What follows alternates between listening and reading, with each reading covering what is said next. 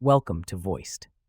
Today's post is from subreddit r/entitled parents by Iron Potato Man, and it is about a harrowing journey of one man's battle against his entitled family in order to protect his two sisters from their toxic influences. I posted part of this in r/Amethia Shoal as a recent conflict I will bring up later left me doubting myself, but due to so many people's interest, I've decided to elaborate my family's boundless entitlement here. I am currently in custody of my two little sisters, Amy, who is 17, and Liza, who is 8, not their real names for obvious reasons. I am a 29 male, and we live in Australia. I am Potato, as that's what Liza calls me. And this is basically the story of how my family felt they were entitled to both of my sisters' bodies, and I wouldn't stand for that.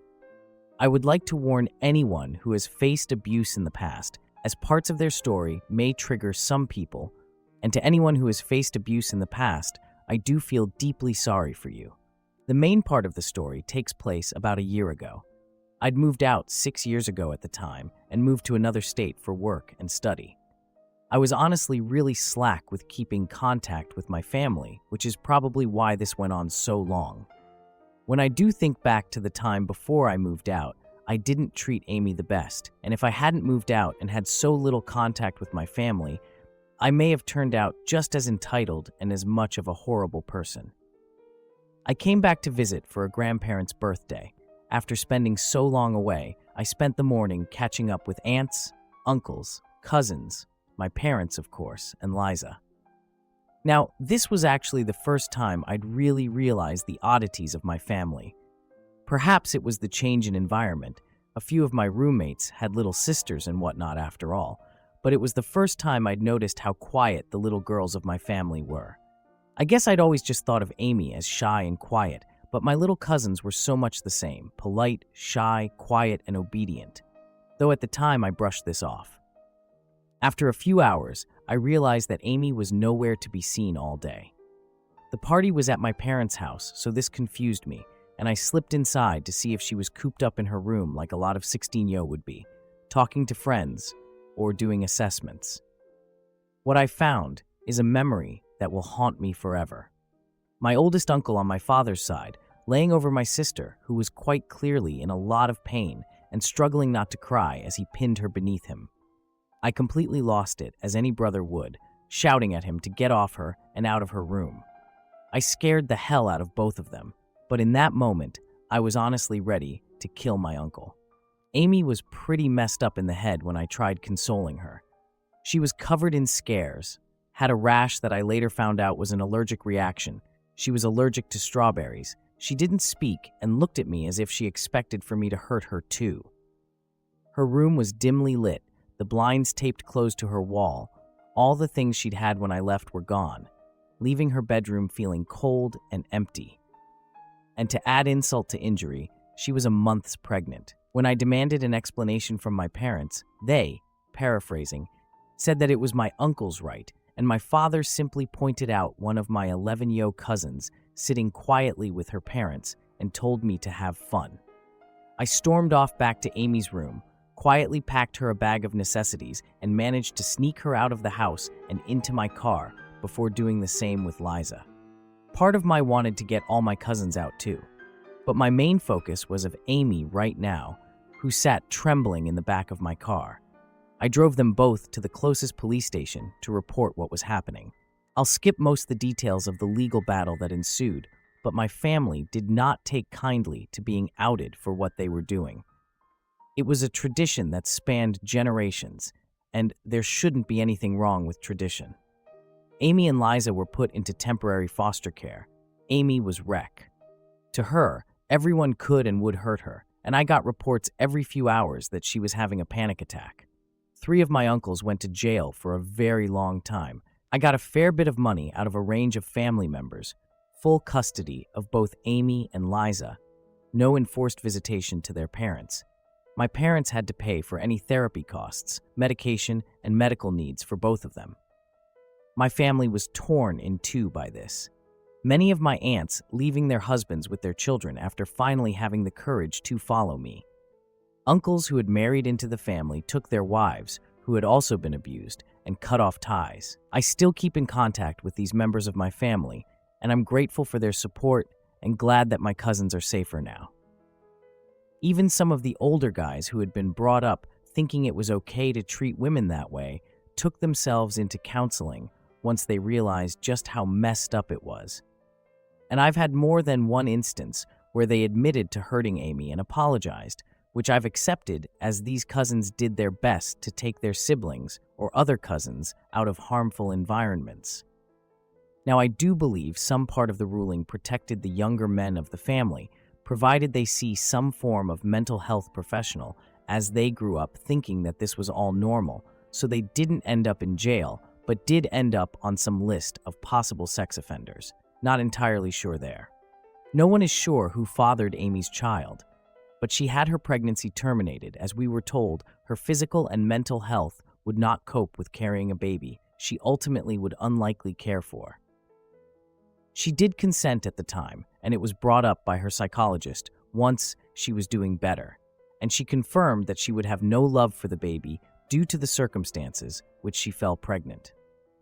For 6 years, Amy had been physically, visually, mentally, and emotionally abused in every way conceivable. This mostly came from my father's 4 brothers and brother-in-law who married into the family. My parents both stood by and let this happen, offering no support for Amy. During the case, my uncles argued it was their birthright being born into their family, and it was simply Amy's rite of passage before she was married off to one of my uncle's mates at 18. They used her allergy as a form of torture and manipulation. Wanting her to be silent and obedient, they would press strawberries against her skin anytime she said a word and force her to eat them when she stepped too far out of line. A lot of my aunts from my father's side admitted to enduring this treatment too, although most of them were lucky and didn't have allergies to exploit. I honestly can't even begin to explain everything that was wrong with Amy because of their behavior. Liza, for the most part, was okay. She needed a little therapy as she was being groomed into compliance and taught that what she would experience was normal, but Amy had completely shut down. It took 2 months before I could even get her speaking. She trusts me now, and we often sit down, and I let her talk and open up about whatever she feels comfortable to. Her stories often have me struggling to hold back tears while I comfort her. I did get Amy a service dog a few months ago, tailored towards the emotional support she needs on a regular basis. Lickety Split, honestly, is the goodest of good doggos. She knows exactly when she's needed and is a massive help when it comes to calming Amy's anxiety, especially in public. We've had more than one encounter with unrelated entitled parents thinking they or their kid deserves her dog more than her. Let me know if you want these stories published too, because I've seen people like to read about service dog-related incidents. But anyone who does think that can honestly fight me. No one deserves her dog more than her. On one occasion, one of my aunts, her husband went to jail, tried taking Lickety Split because their money paid for her. I told her, if she ever comes near my property again, I would call the police, as there was a restraining order against her towards both my sisters. Later, she came back and tried to poison Lickety Split with tainted meat, but one of my lovely neighbors caught her and chased her off.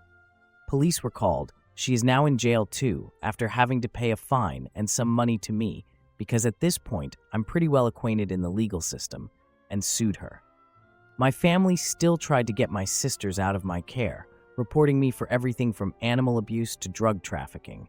They planted drugs in an identical stuffed toy to Amy's comfort toy, left it in the yard, but Amy would never do that, so I knew something was up immediately. Home security systems work wonders. I've actually become pretty chummy with the local police officers who have to inspect their claims, but they know I'd never do anything to endanger my custody over the girls. They mean the world to me. I will admit, though, I have done things to hurt me bond with them, yelling when stressed and throwing things from time to time. But I'm not perfect, and Amy has told me that although these moments do scare her, she doesn't feel endangered being near me when they happen. I also spoil them a little when they do happen. Now, the reason this ended on Ida is because a few weeks ago, my mother contacted me saying she wanted to talk. I was hesitant but agreed, and we met up in the next town over. No way I could be followed home. My mother explained how she was in the process of divorcing my father, and she wanted to have a relationship with me and my sisters, with emphasis on mending her bond with Amy, who had not called her mom in years. She explained how she was pressured into the marriage after she gotten pregnant with me and never wanted that life for her daughters. I flat out told her no, something several members of my family disagreed with, as she could have done literally anything to support Amy emotionally with what was happening, done anything to make her feel better or more secure with what was happening to her. But instead, she was shunned and isolated except for when she was needed to cook, clean, or provide some sort of service to the family, even going as far as to berate her whenever she did try to confide in my mom that she was in pain or scared. Amy was well past her breaking point when I took her and had even planned on killing herself less than a week after my visit. My mother argued that she had the same right as the other members of my family who had left and had contact with my sisters, but I told her it was because they were doing it to protect their children and themselves. They didn't wait a year after losing custody to try and fight for them, and I really don't even need to give a reason. I have custody, and she does not.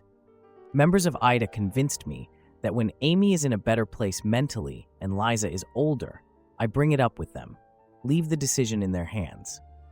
I've been told Amy will be a dependent well after she turns 18. Her mind just doesn't function properly, so there is no risk of her mother getting into contact behind my back, even when she's an adult. And while Amy does have a phone and a computer, she doesn't have any social media, as she doesn't want any chance of her family trying to contact her, as they've threatened her with many forms of torture in the past. This story doesn't have a slam dunk ending. I have my sisters, and they're in a safe environment where they'll get to grow up as kids. Amy is getting the help she needs and is slowly making her way out of tower she built to protect herself in the only way she could, but she knows there isn't a rush to come out to Tempdraton. I'll work with her at the pace she sets. She's still discovering her own interests, but quite like just reading a book with a form of fruity tea. She also has a small collection of stuffed animals, mostly Build-A-Bear, that she adores and takes one with her everywhere she's sensitive to texture, so the feeling is a comfort for her. And once a week, we sit down to try to find older bears she likes. We only have 3 Build-A-Bears on her wish list. And honestly, I've loved helping Amy discover herself. She lost a lot of her ability to think and feel for herself during this time. And watching her find her favorite book genre or her favorite types of music is a great feeling, knowing how far she's come. And I live for the days she actually manages a smile. I'd be willing to answer most questions, so if you want to know anything, just ask, as I want to bring awareness that these things are still happening to other kids, but obviously some things I'd rather keep to myself for the girls' sake. Edit. First off, thanks for the awards. It means a lot. And thank you for everyone offering your kind words and support. It's honestly really difficult this past year, and at times I really do struggle, but have to stay strong having my 2 little girls depend on me so much, and the support Every has shown is truly the best. Some extra notes. Amy was pulled out of school at 10, a few months after I left home. She was kept isolated in her room and had very little meaningful contact. Also, I'm not going to share a photo of Lickety Split, as she is a very recognizable dog, and not everyone who has contact with Amy and her dog know the full story, so I'd rather not draw and links between this story and her real day-to-day life as she struggles with it enough. Edit 2.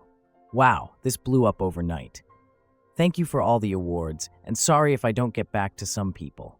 Also, I'm meeting back up with my mother later to date to talk to her about the possibility of seeing the girls in the future, once Amy is a lot more stable and Liza is old enough to understand what I saved her from, and the decision will be entirely theirs.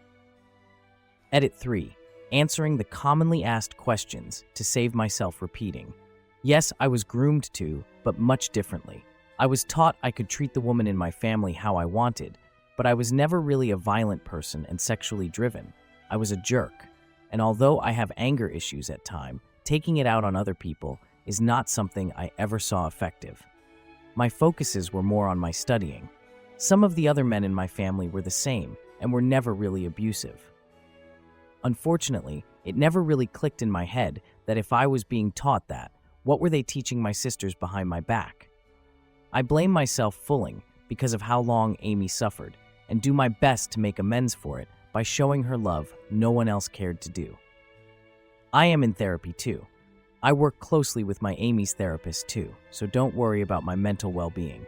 I'm looking after me too. And for those mentioning BS because I didn't go into detail about all the legal detail, I would go days on just a few hours of sleep during the whole legal battle because I would be looking into every detail I could to know how to help my sisters. Most of it is a messy blur.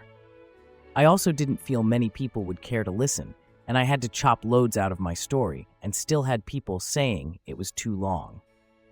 The story is unbelievable. I get that. I wouldn't want to believe it either. You don't need to say it though. Just downvote and move along. I don't care what you choose to believe. Amy was pulled out under the premise that she was being homeschooled. I'm not sure how it worked from there. I was never homeschooled and I didn't homeschool the girls. I'm not sure how my family got around DOCs or anything like that. I just know it worked for 6 years. Update. I've just posted my first EM Doggo stories for those who were interested. Update 2. Posted the second EP Doggo story. Wow, what a powerful and deeply disturbing story. It's heartbreaking to think about everything Amy and Liza went through, and I can only imagine how difficult it was for the author to step in and fight for their well-being. It's clear that this situation was rooted in some deeply ingrained family issues and entitlement that many of us can't even comprehend. The author shows incredible strength and resilience, not just in rescuing his sisters, but in creating a safe environment where they can start to heal. This is a reminder that sometimes breaking the cycle of abuse means making hard decisions and standing firm, even when it's unpopular with others. I'd love to hear your thoughts on this. Do you think the author made the right choice in denying his mother access to his sisters? How would you handle a situation like this? Share your opinions in the comments. Thank you for listening to today's episode of Voiced. If you enjoyed daily, high-quality stories, please like and subscribe to show your support.